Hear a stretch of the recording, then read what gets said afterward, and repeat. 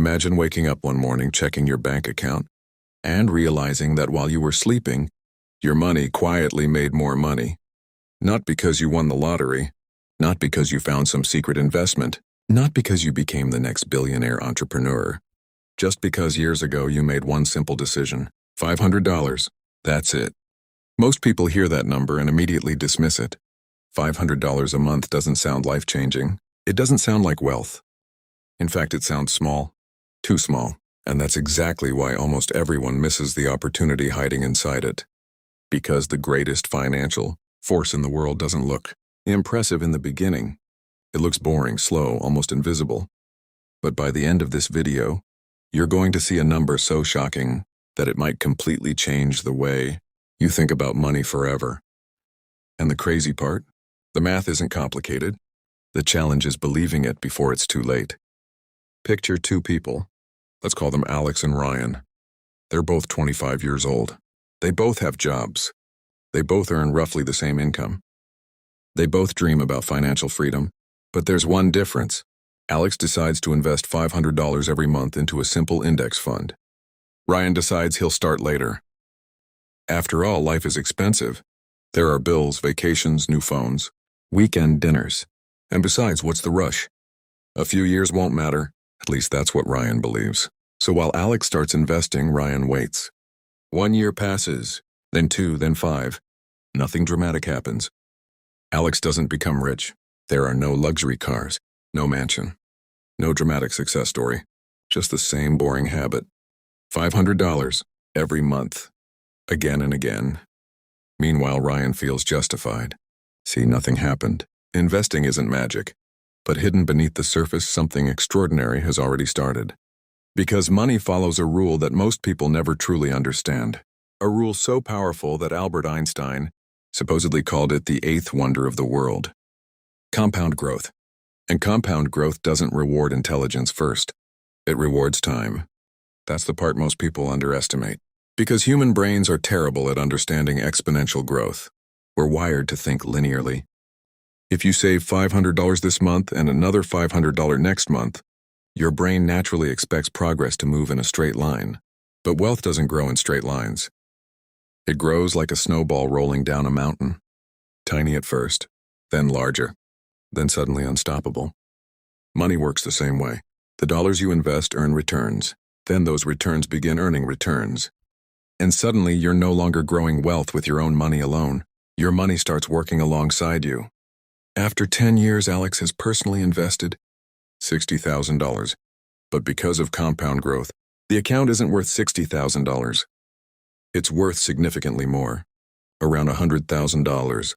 Already money is starting to create money. But here's where things get interesting.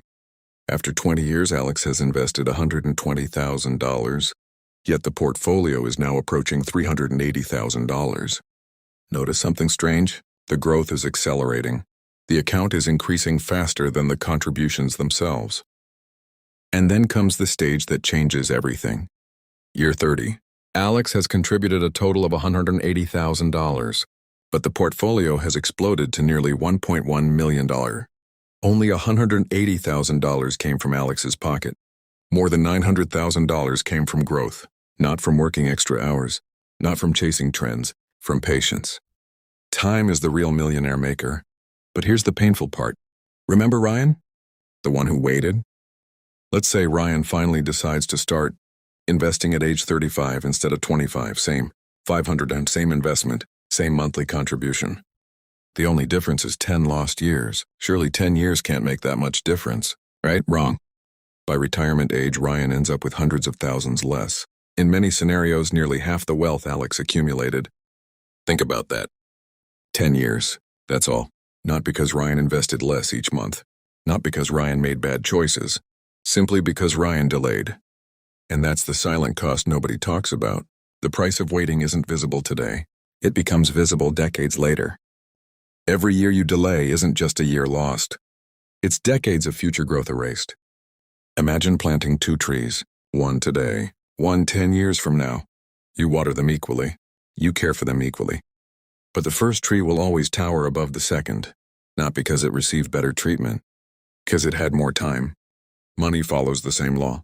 Yet every day millions of people convince themselves they'll start later. But life rarely becomes easier. There's always another reason to wait. Another expense. Another emergency. Another distraction. And before they realize it, years have disappeared. The future they imagined quietly slips further away. Most millionaires aren't what people expect. They're not celebrities. They're not athletes. They're not tech founders flying in private jets. Many are ordinary people, teachers, engineers, office workers, nurses, people whose names you'll never hear. They simply understood a principle. Consistency beats intensity. The financial world loves dramatic stories. The teenager who became rich overnight. The investor who struck gold. The entrepreneur who built a billion-dollar company. But those stories are rare. The quieter story is far more common.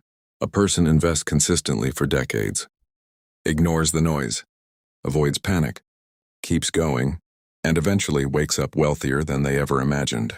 Because the goal was never to trade time for money endlessly. The goal was to reach a point where money begins producing money. So tonight, before you go to sleep, think about this. 10 years from now, the future version of you will exist whether you prepare for it or not. The question is simple. Will that version of you be grateful that you started today, or will it wish you had? Because becoming a millionaire isn't always about finding more money. Sometimes it's about giving your money more time. And once you truly understand that, you stop asking whether $500 a month is enough. You start asking a far more important question. How much longer can you afford to wait?